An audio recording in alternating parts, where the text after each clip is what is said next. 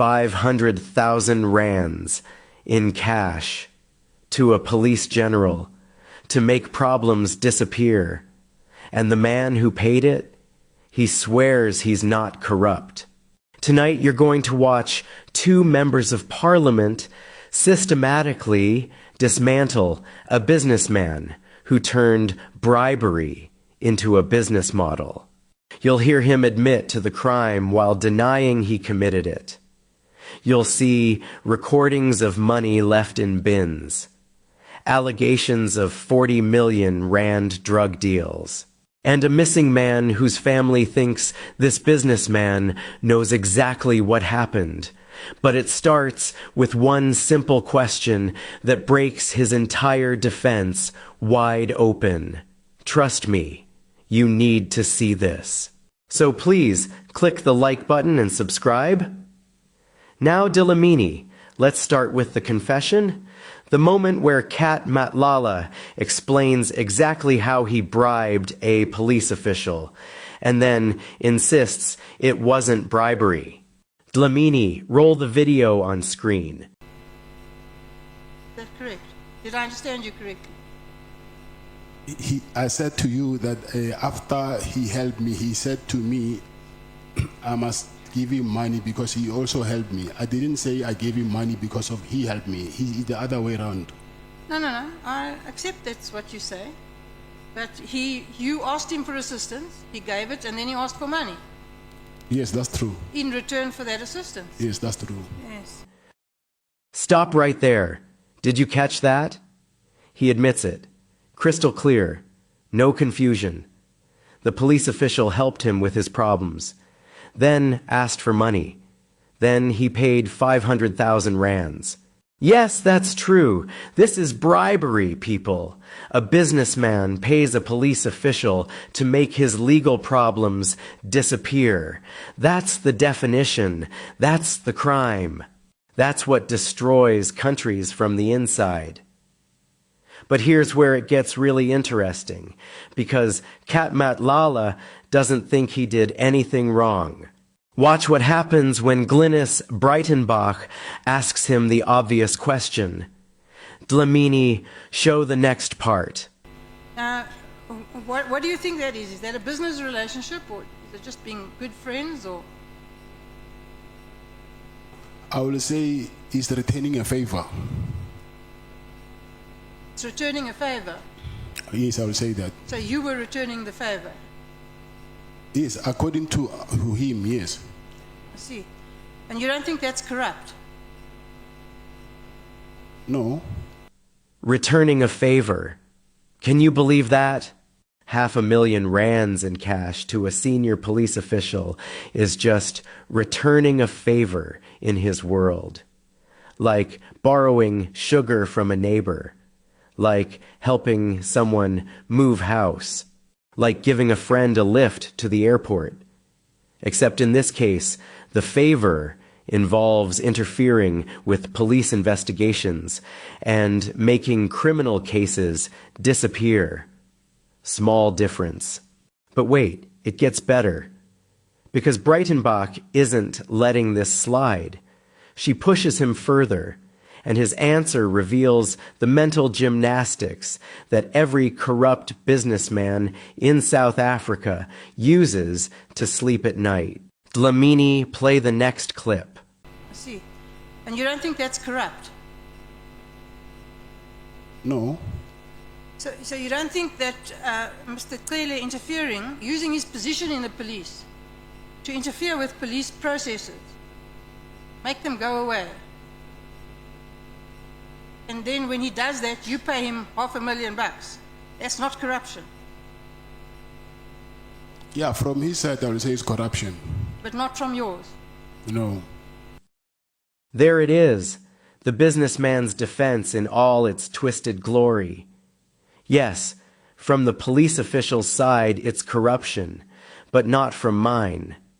I'm just an innocent victim being asked for money. I'm just a businessman trying to survive. Aish, guys. Really?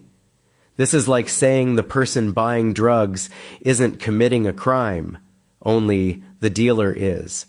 This is like saying the person paying the bribe is innocent, only the person receiving it is guilty. That's not how corruption works.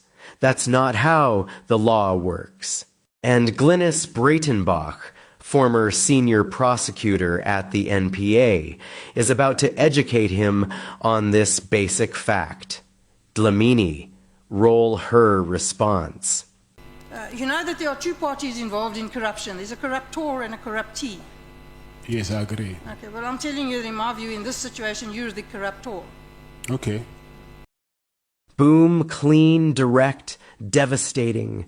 You cannot have corruption without two parties. Someone offering, someone receiving. And in this situation, Matlala, you're the one offering the cash. You're the corruptor.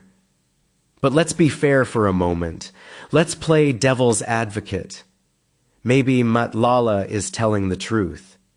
Maybe the police official really did extort him. Maybe he had no choice but to pay. Maybe he's actually the victim here. So Breytenbach asks the obvious question. If you were being extorted, why didn't you report it? Listen to his answer. Why would any businessman just casually hand over $500,000 to a senior police official? Why didn't you report him? To who? To the police. The same police that are harassing me. Well, there are many police. I'm sure the entire police force wasn't harassing But you. there is only one national commissioner. Okay. The same police that are harassing me. That's his excuse. But Breytenbach isn't having it. She points out the obvious. There are many police officers in South Africa. There's a national commissioner. There are internal affairs divisions. There are multiple channels to report corruption, but Matlala didn't use any of them. Why? Because this wasn't extortion. This was a transaction. This was business. This was the cost of doing business when your business model is built on corrupting the state. And then Breytenbach delivers the final blow. Dlamini, show this. So you paid to make your problems go away? Of course. Yeah. And I'm sad to tell you, Mr. Matlala, that is corruption. You call these payments facilitation fees. Of course. A euphemism for corruption. You agree? No, I don't. Of course, yeah, no shame, no hesitation, no attempt to hide it. He admits it openly. Yes, I paid to make my problems go away, of course. And then Breytenbach exposes the corporate language he uses to disguise bribery. He calls these payments facilitation fees. This is the vocabulary of corruption in South Africa. Businessmen don't pay bribes. They pay facilitation fees. They pay consultancy fees. They pay success fees. They use clean, professional language to hide dirty criminal transactions. But a bribe by any other name is still a bribe. Now here's where the story takes a turn. Because this 500,000 rand payment to one police official, that's just the tip of the iceberg. What you're about to see is evidence that Kat Matlala has allegedly been spreading money around the South African police service, like he's running a charity for corrupt cops. And the woman who's going to expose this network is Honorable Dereleen James from ActionSA. Dlamini. Let's move to James. Bribing people is the ingredient needed for networks. Yes, I agree. Thank you. Besides the 500,000 that you bribed former Minister Bheki Cele, have you ever given money, gifts or financial assistance to any senior SAPS members? Besides that 500, have you ever given anyone, because we need to track the money? Have you ever given money to anyone, paid for anything in SAPS? Think very nicely. Not that I can think of. Not that you can think of. Let me try and refresh your memory. Not that I can think of. Let that answer sink in for a moment. James asks a direct yes or no question. Have you given money to any other SAPS members?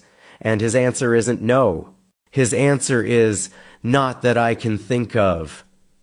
This is the language of a man who has made so many corrupt payments that he genuinely cannot remember them all. It's like asking someone how many cups of coffee they've had in their life. If you drink coffee every day for years, you can't give an exact number. That's what Matlala is revealing here. Paying off police officials has become so routine, so normalized in his business operations that he can't even keep track anymore. But James isn't satisfied with vague answers. She's done her homework. She has specific allegations, and she's about to confront him with something absolutely wild. Have you ever personally paid for cosmetic procedures, namely a BBL, a Brazilian butt lift, right? For a senior member within South African Police Service? No. You've never paid? No. Okay. A Brazilian butt lift for a senior SAPS official, paid for by a private businessman. Can we just pause and appreciate the sheer absurdity of this question having to be asked in Parliament? An elected member of Parliament has to ask under oath whether a businessman paid for cosmetic surgery for a police official who is supposed to be serving the public. How did we get here as a country? How did we reach the point where this is a legitimate line of investigation? But James isn't done. She has recordings, audio evidence, and she's about to confront Matlala with allegations that he's been caught on tape discussing multiple payments. In that recording that you denied here all day, you are heard saying that you left 200,000 in a bin for General Sibiya's office. You deny that is you on the recording, because you said that's not your voice has been tampered with. Yes, it's not my voice. It's not your voice, so you didn't leave 200,000 for Sibiya? No. 200,000 rands left in a bin, in a general's office, like it's garbage, like it's nothing. And when confronted with the recording, Matlala's defense is simple. It's not my voice. The recording is fake. It's been tampered with. This is the classic response of every guilty person ever caught on tape. Deny the recording. Claim it's edited. Claim it's manufactured. But James has more. The same recording allegedly contains references to other payments, and she's going to list them one by one. Dlamini, continue. How do you know General Richard Shibiri? I know him through a friend. Through a friend, very close friend of Sibiya as well, right? I think they are colleagues, not Yeah, friends. they're colleagues. Amal, same mengelmus. In the same recording, you say that you paid this general 80,000 rand in cash. That same recording that you're singing that you gave the 200,000, 80,000 to this member. Like I'm saying, that recording is fake. It's fake. Yes. So you didn't pay for this. This 80,000 was for the fact that he was promoted from a brigadier and he was promoted to crime intelligence, and you paid for the celebrations. You didn't do that. No, I borrowed him money and he paid You me borrowed back. him money, Yes. the money for the party to Yes. celebrate his promotion. But he paid me But back. you just said just now that you never gave money. Wait, stop right there. Did you catch the contradiction? First, Matlala denies the recording is real. It's fake, he says. It's not my voice. But then, in the very next breath, he admits he did give the general money. 80,000 rands. But it was a loan, he claims. The general paid him back. So which is it? Is the recording fake or real? Did you give money or not? And here's the kicker. Remember earlier when James asked if he had given money to any other SAPS members? He said, "Not that I can think of." But now he's admitting to an 80,000 rand loan to a general for a promotion party. James catches this immediately. I borrowed him money and he paid me back. Borrowed him money, Yes. the money for the party to Yes. celebrate his promotion. But he paid me But back. you just said just now that you never gave money. So you know a lot of friends, you have a lot of friends in SAPS. He borrowed me money. He borrowed money from me and he paid back. You have a lot of friends in SAPS. That line is dripping with sarcasm. And it exposes the core truth. This isn't a businessman who occasionally deals with police. This is a man with deep personal relationships with multiple senior officials. He's lending them money. He's paying for their parties. He's allegedly paying for their medical procedures. He's leaving cash in bins. This is a network. This is systematic. This is state capture at the operational level. But we're not done. Because James has one more bombshell from the recording. Another 500,000 rand payment, this time to crime intelligence. In the very same recording, you reference amount of 500,000. Here we don't have a name being paid to a crime intelligence official. Do you also deny this? Listen to this carefully. Another 500,000 on top of the first 500,000 to Cleary. On top of the 200,000 in the bin. On top of the 80,000 for the promotion party. This is not one mistake. This is not one moment of weakness. This is industrial scale corruption. And now James is going to make Matlala confront the reality of what he's been doing. She's going to get him to admit the principle that explains everything. This is crucial. Watch closely. That's my first time hearing that from you, actually. Would you accept that as a general principle, bribing powerful public officials is a fundamental ingredient of organized crime networks? Bribing people is the ingredient needed for networks. Yes, I agree. Thank you. That's I agree. He agrees. In his own words, bribing public officials is the fundamental ingredient of organized crime networks. He understands it. He knows how it works. And that's exactly what he's been doing. He's been building an organized crime network inside the South African Police Service. But now we need to go deeper, because the allegations against Matlala go beyond corruption. They go into territory that's truly terrifying. Drug deals, missing persons, 40 million rands in stolen narcotics, and a man named Jerry Muck, whose family thinks Matlala knows exactly what happened to him. Dlamini, roll the Jerry Make section. No, I don't. You don't. Were you present at the meeting with Ishmael and Jerry on the night that he went missing? No, I was not. You weren't present at the meeting. The Meeting? night Jerry went missing, you didn't meet with him. No, I didn't. Matlala denies being at any meeting with Jerry Muck on the night he disappeared. But James isn't just asking random questions.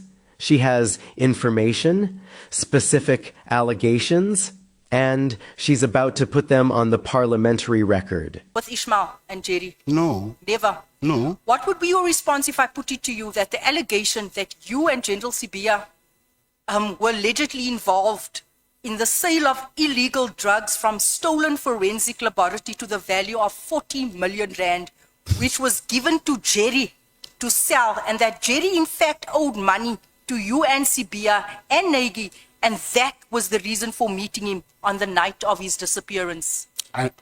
Like I'm saying to you, That Jerry owed you guys money. It was a drug deal gone horribly wrong. that is not true. 40 million rands worth of drugs stolen from a forensic laboratory, allegedly involving Matlala and a serving general, given to Jerry Make to sell. And when Jerry couldn't pay the money back, he disappeared. This is not a corruption scandal anymore. This is organized crime. This is the drug trade. This is life and death. Matlala denies it. Of course he does. But James makes her position clear. She highly doubts the truth of his answers. And here's why you should doubt them too. Look at the pattern. A businessman with unexplained wealth, multiple firearms, including an assault rifle, deep connections with senior police officials, systematic bribery admitted on record, allegations of drug dealing, a missing person whose family points to him. This is not a victim of the system. This is someone who has captured the system for his own benefit. But there's one more piece of evidence that shows just how brazen Matlala really is. How he tried to manipulate even the parliamentary process itself. Dlamini, show the consultation records. And I got the records of your consultation with your lawyers. You were actually privileged to have been with them almost every day. You received visits, hours of consultation from 12 o'clock until 5 o'clock. Yet your lawyers wrote this committee a letter saying that you weren't given ample time and you weren't given privacy. And when I check the records, it shows that you were given ample time. In fact, you were favored. In fact, you actually have your family. I'm not sure if your wife is your legal consultant, part of the team. You have your wife here every day with you in the consultation room. This department has gone beyond the call of duty to accommodate you, and yet your lawyers could send this committee threatening messages saying that they're going to take us to court. Is that right? This is the final piece of the puzzle. James obtained the official records, and they show that Matlala was given extensive access to his lawyers almost every day. Hours of consultation from noon to 5 p.m. He even had his wife in the room, which is highly irregular. The prison system bent over backwards to accommodate him. And yet his lawyers had the audacity to write to the committee, complaining about lack of time and privacy. They even threatened to take the committee to court. Why? Because they were setting up a defense, creating grounds to challenge the process, playing games with the system, but James was ready. She had the receipts. She exposed the lies. And she made sure everyone watching knows that Matlala was treated more than fairly. So let's bring this all together. Kat Matlala is a man with a criminal record who somehow has 4 firearms, including an assault rifle. He runs a security company despite his conviction.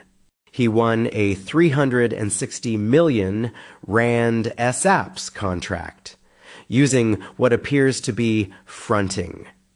He admits to paying 500,000 rands to a police official to make his problems disappear, but refuses to call it corruption. There are recordings allegedly showing multiple other payments, 200,000 in a bin, 80,000 for a party, another 500,000 to crime intelligence.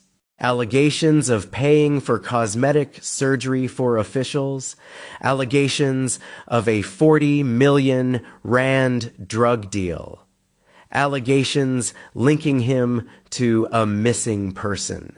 And when confronted with all this evidence, his strategy is to deny everything, claim recordings are fake, and have his lawyers threaten the committee.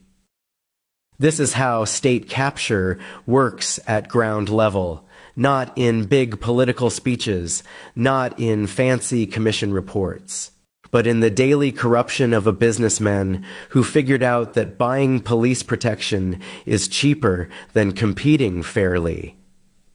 The question is, how many others like him are out there right now?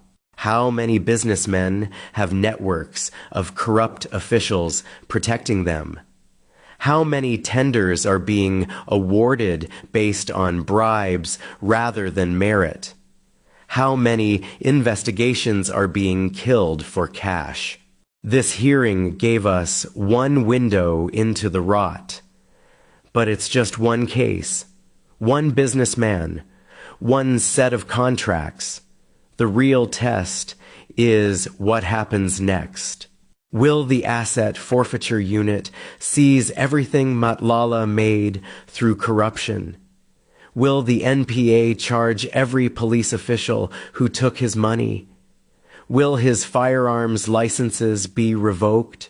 Will his security company be shut down? Will he serve real prison time?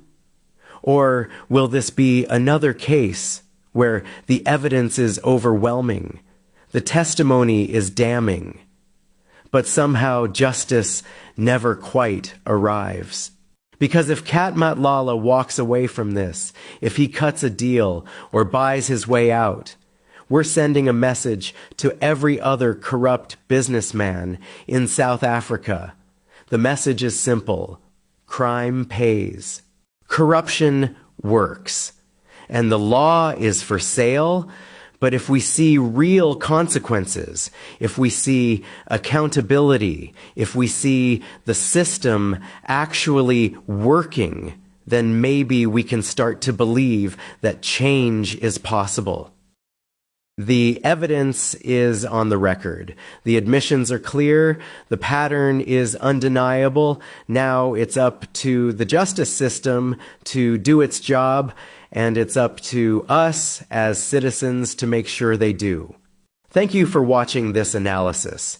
If you believe this kind of forensic breakdown is essential for understanding corruption in our country, please like this video, share it, and subscribe. We have to keep exposing these criminals until they have nowhere left to hide. The fight continues.